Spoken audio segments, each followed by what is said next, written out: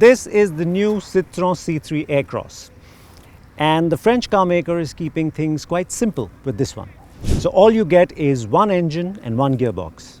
It is, however, being offered as a 5-seater and a 5+2, and it is the latter, the 5+2, that we feel is going to draw in more buyers into the Citroën fold. But if you are in the market to buy a mid-sized SUV, the likes of the Hyundai Creta and the Maruti Suzuki Grand Vitara, is the 5+2 enough to draw you in? Or does the product really need to deliver? And if it does, then does it deliver? Well, that's exactly what we're going to find out in the course of this video, so stick around.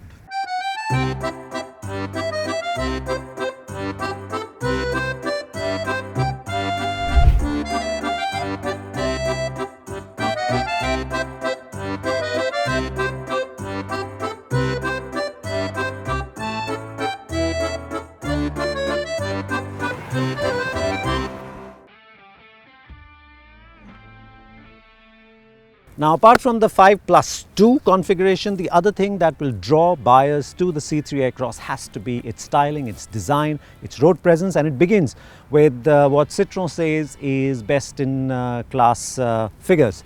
So you've got a wheelbase that is the longest in its class, it's got the height that's also the tallest, and of course it's the widest in its class, and overall it gives it a very strong road presence. What else works in the Citroën C3's Aircross's favor is the fact that this door panel section is carried over from the C3, but the track length has increased. So you've got these haunches or the wheel arches that have really come out at the front and at the back, and it gives it that wide body kinds of stance, which is a very sporty stance, which is a very butch stance. And overall it's a design that looks very pleasing, very proportionate, and something that you can side with. But it is the front where I think the C3 Aircross really stands out.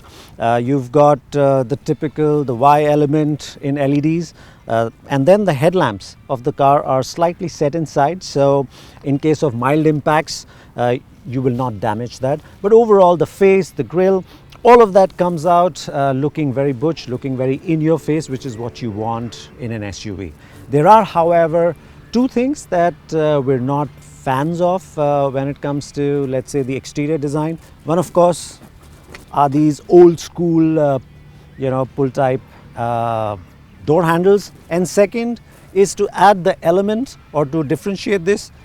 This is a cheap sticker that has been put, which takes away from an otherwise very good looking, very taut, very nice looking car. We love the design of the alloy wheels too, and the fact that the Aircross employs a wheels at the edges stance, very SUV-like if you will. As far as safety ratings go, G-NCAP had tested the C3 hatchback that returned pretty poor results. Citroën says that has been improved upon in the body shell of the Aircross, and its internal tests actually show good shell integrity under 64 km/h crashes, which is what the G-NCAP does.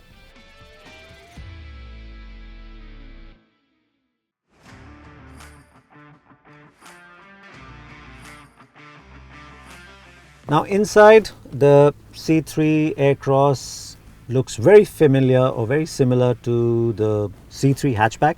So if you've been in the C3 hatchback or if you've seen it, all of this will seem like it's been taken as is, and I think it is. So you have the same steering wheel, the same gear shifter, you've got the same manual AC controls, the touchscreen system, the AC vents, and of course the dashboard design layout. The difference here, of course, is that now you have controls on the left side of the steering, which you didn't have there, and you've got a completely different driver information system. It's a color TFT screen, so that adds that much premiumness and modernness, which is missing in the C3 hatchback, so that is there. But overall it's a cabin that is ergonomically very sound. So if you're looking for a comfortable place to be in when it comes to driving, this is good. It's got very good driving position. You cannot adjust the steering for reach, but you can for rake. The seat is adjustable for height, so it's easy to find a good driving position, and sitting here you have very good visibility as well. Plus everything falls very easily to hand. Of course this is manual, so you've got that click or feedback of older cars, which I personally quite enjoy instead of just touchscreen. But It is a cabin that you can get used to. It is a cabin that you can be comfortable in, but it is not a cabin that feels rich or upmarket or one that is brilliantly finished. So you can find places where the finish or fit needs to be better, and there are small things like you've got some metal satin finish here, but you don't have anything on the gear shifter. It could have added that much, a little hint of premiumness into this cabin, given where it's going to sit in terms of competition. So you'll have to get used to the cabin in terms of how it looks, but in terms of usage, I think it's a nice place to be in, and in terms of features, there is a decent set, not something that is extensive.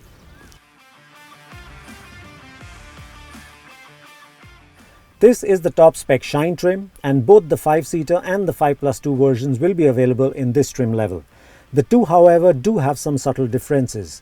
Things like remote keyless entry, height adjustable driver's seat, electrically adjustable ORVMs, one touchdown functionality for all 4 windows, rear washer and wiper, the 10.2-inch touchscreen multimedia system and a reversing camera, and a full TFT driver information system are all standard on both these top spec Shine trims for both the 5 and the 5+2 versions. The 5 and 5+2 versions also get ESP, hill hold, tire pressure monitoring system and 2 airbags and ABS as standard on all trims. There are no 6-bag option available on the Aircross as of now. As for the MyCitroën connectivity app, this is something that one will have to pay for extra after buying the car. The Aircross does miss out on a number of feel-good features nonetheless. There is no sunroof of any kind, no automatic climate controls, no wireless charging, no ventilated seats, and no request sensor to open the door without pulling out the keys either.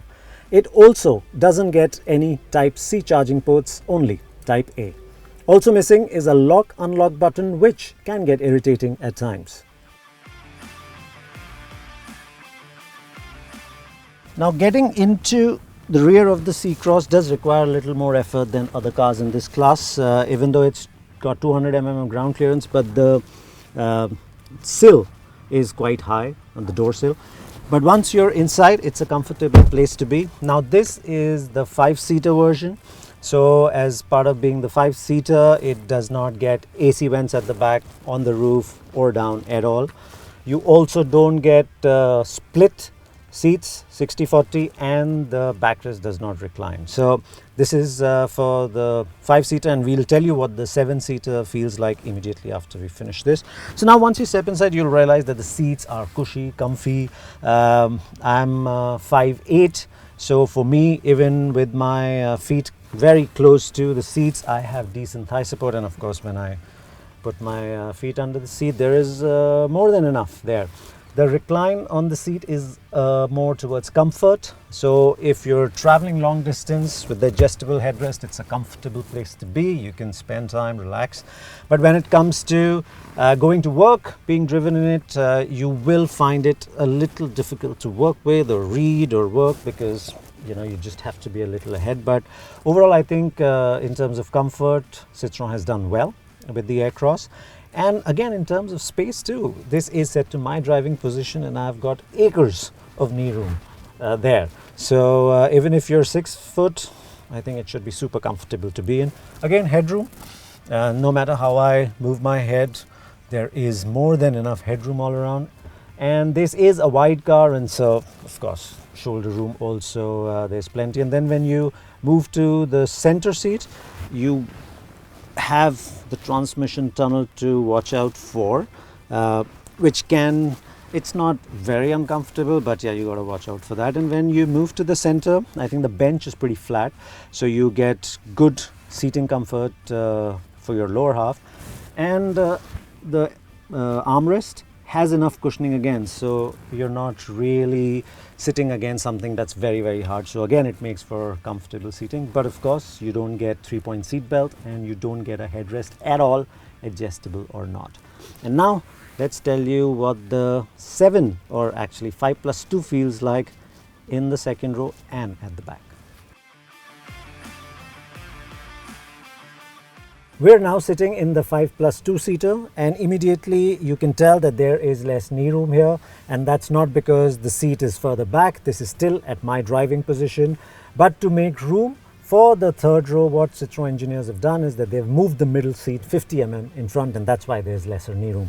Not that it takes away from the thigh support is still good, you still have space to put your feet inside, headroom is still good, and shoulder room is also very good.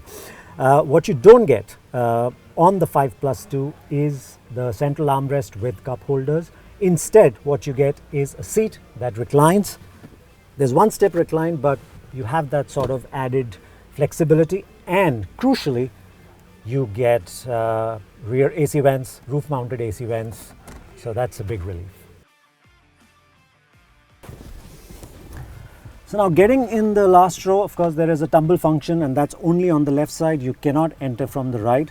But getting in and getting out is not the easiest thing to do on this. And when you come right back, you are sitting right next to the tailgate, almost touching the tailgate. However, for short distances, it is fine, because even though there is absolutely no thigh support because the seats are completely on the floor, there is decent knee room. Now this is recline. Even then, my knees are not touching. I'm 5'8", and headroom, of course, is short, and so you'll have to sit slightly in front. You also get 3-point seat belts at the back. You have adjustable headrest, and you get USB ports. You've got a cup holder. Now, this is not the place that you want to spend long hours in, but let's say your grandparents come and then you need extra seats. You can put the kids in the back, or if you need to take your kids' gang to the movie, to the mall, you can of course put them here. So it is handy at times, but not the most practical.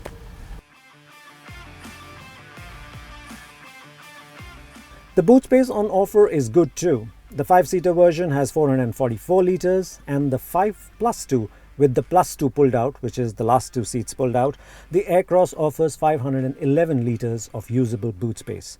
Also helped by the fact that the second row is placed slightly ahead in the +2 version, which allows for more luggage space.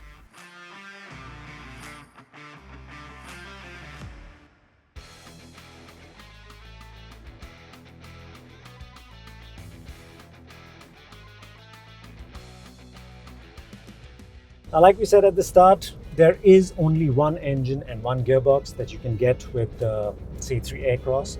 It is the 1.2 litre turbocharged petrol, and it is mated to a 6-speed gearbox.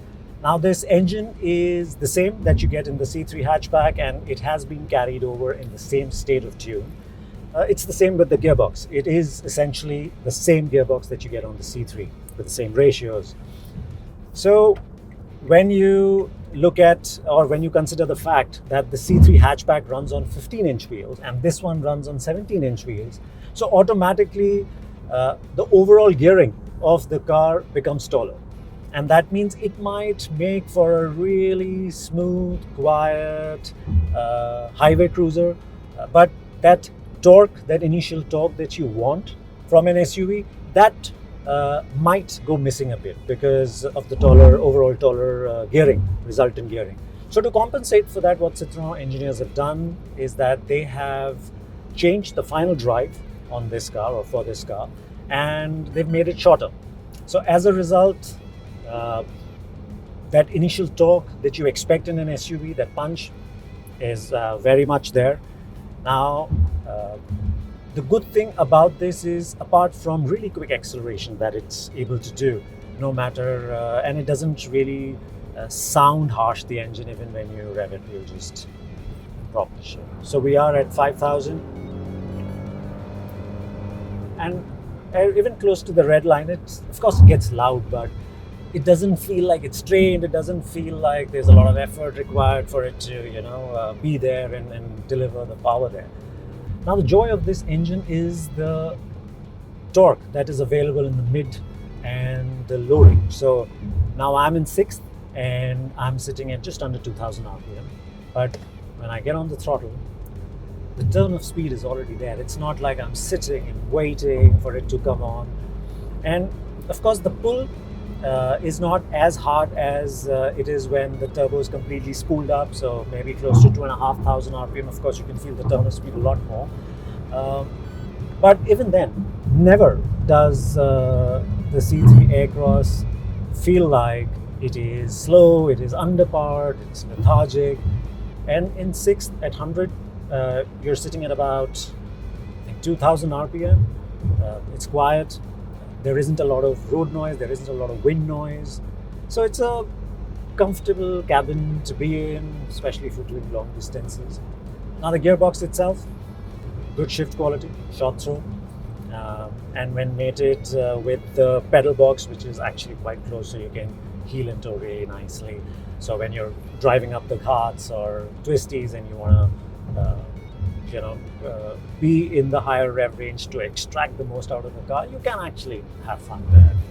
And even in the city, it should prove to be, and I say it should prove to be because we've not really experienced city roads, but from what we can tell, the way the top characteristic is and how the gear shifts are, it should be an easy car to drive around.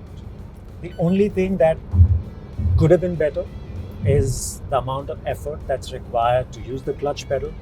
I wouldn't say it's heavy, but for city use, maybe it could have been slightly lighter, but I guess one can get used to that. But like we've said in the past, the visibility, the seating position, all of that make it a very easy car to place, a very easy car to live with, and drive, and that's, I think, what you want when you are going for comfort as your main pillar, and I think Citroën's done well there.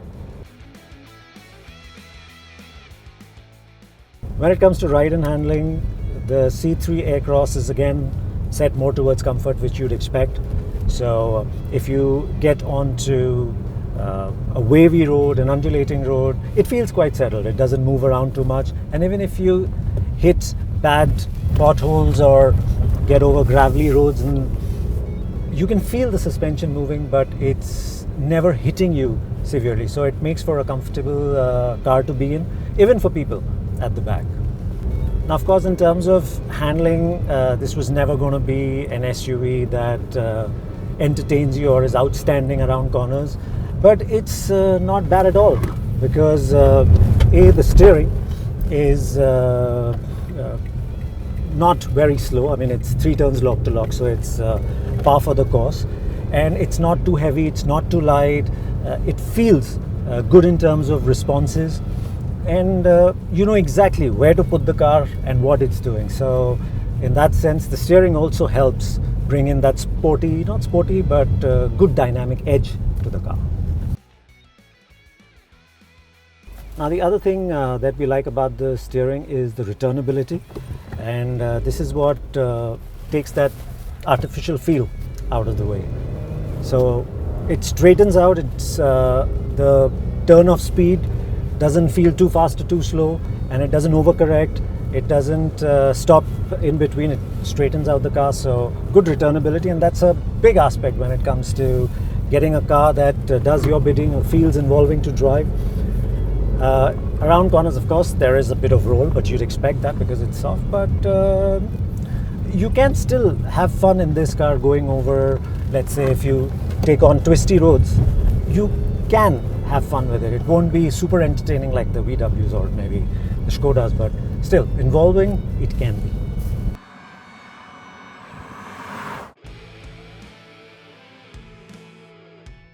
And now to answer the question that we asked right at the start, is there more to the Citroën C3 Aircross than just 5+2 seating, which is exclusive to this particular SUV? Would you want to consider it, or should you consider it if you're looking at the Hyundai Creta or the Maruti Suzuki Grand Vitara? And the answer to that is a yes and no. Yes, because in terms of road presence, in terms of design, in terms of what it offers inside, space, comfort, seating, practicality, it scores really well. Even in terms of driving, it might have a 1.2 litre engine, but that turbo engine with a revised final drive, it makes it very easy to drive this car around. It never feels slow, lethargic or underpowered. So in that sense, if you're looking for an SUV, a mid-sized SUV that is practical, flexible, spacious, comfortable and easy to drive, the C3 Aircross makes a lot of sense. But you have to consider the fact that it does not pack in a lot of feel-good features that the competition does. There is no sunroof. There is no climate control system. You don't get Type C chargers anywhere. Everything is Type A. You don't have start-stop. And there are a few things that it is missing over and above these. So in that sense, for the C3 Aircross to make sense, the real deal will be where and how it's priced.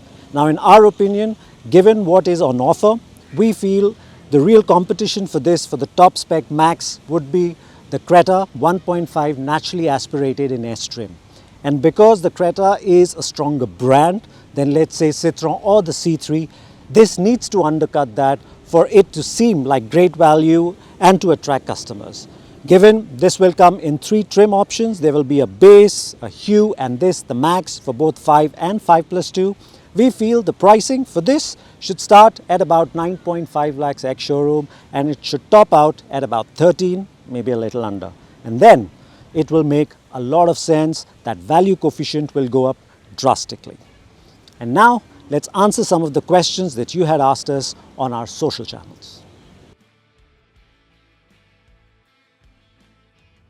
Now the first question comes from Sasitharan Shekhar, and he's asked us, he wants to know the variants on the C3 Aircross, their pricing, and how the C3 Aircross is to drive, what's the vehicle stability like, and how is the third row experience. So in terms of variants, we believe there will be 3 variants. We know there is the Hue and the Max, but Citroën hasn't told us what the base variant will be called. And in terms of pricing, again, this will be launched or introduced in September with deliveries in October. So we will know the precise pricing there. But we believe, given what the product is and what the competition is, this should start at about 9.5 ex-showroom and go up to about 13 ex-showroom for the top spec 5+2. But let's see how Citroën plays that. Of course, in terms of driving experience, this is a very nice, easy car to drive. It's comfortable. The ride is well-rounded. This engine, it might be a 1.2, but it's turbo. And again, with the revised gearing, it feels up and about all the time. It starts rolling in 6th gear from about 1500 RPM, which for a petrol is really good. And so it doesn't, driving this car isn't taxing at all. It's also got light steering, and good gear shifts. So a good car to drive in that sense. Only thing is that the clutch is slightly heavy. So that's something that might be a problem in the city, but we haven't driven it in stop-and-go traffic, so we can't really say for sure. And in terms of stability, it feels well planted, no question there. Again, we haven't really taken it around corners because the place where we're driving, it doesn't allow us to do that. But in terms of what it feels like in a straight line, it is quite sure-footed. And of course, the third row experience, the seats are very close to the ground in the last row in the 5+2. This is the 5-seater we're sitting in right now, but the 5+2, the seats are very close to the ground.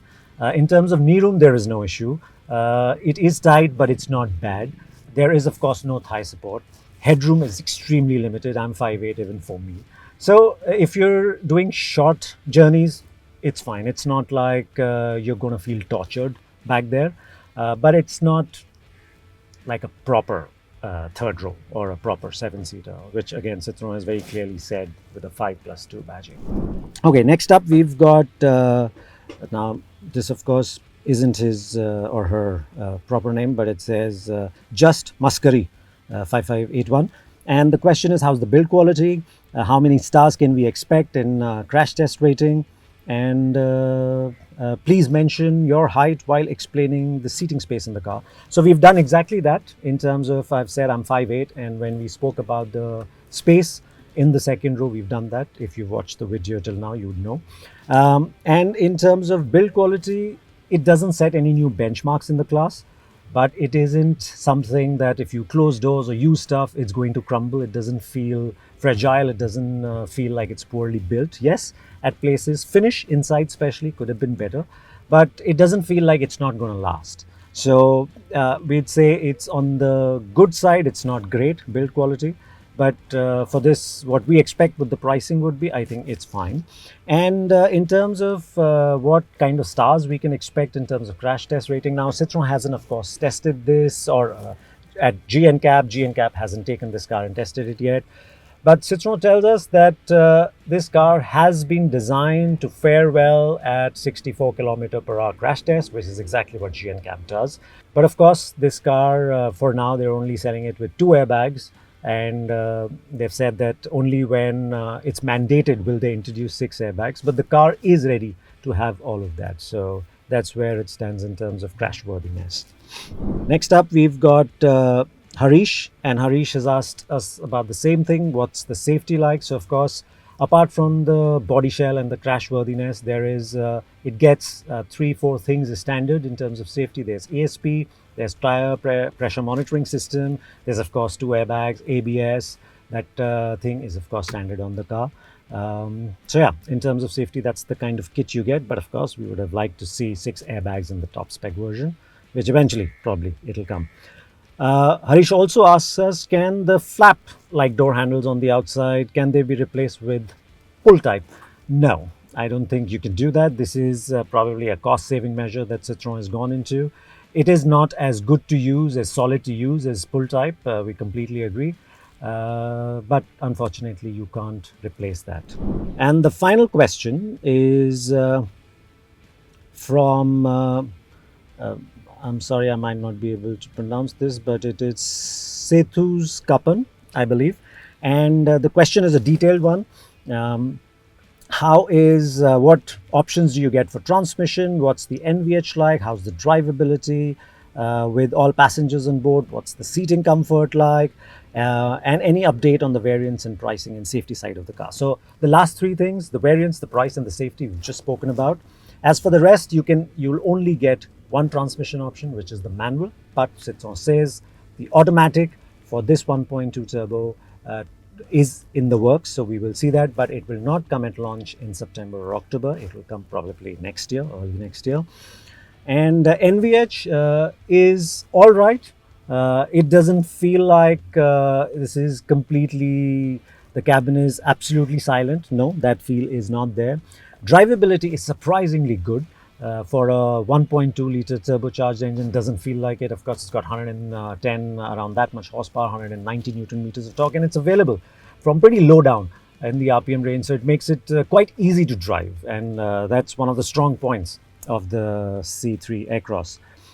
Seating comfort, big, nice, comfy seats. Of course, the quality of maybe the fabric could have been slightly better, but in terms of comfort and support, all that, no complaints really. Good thigh support too.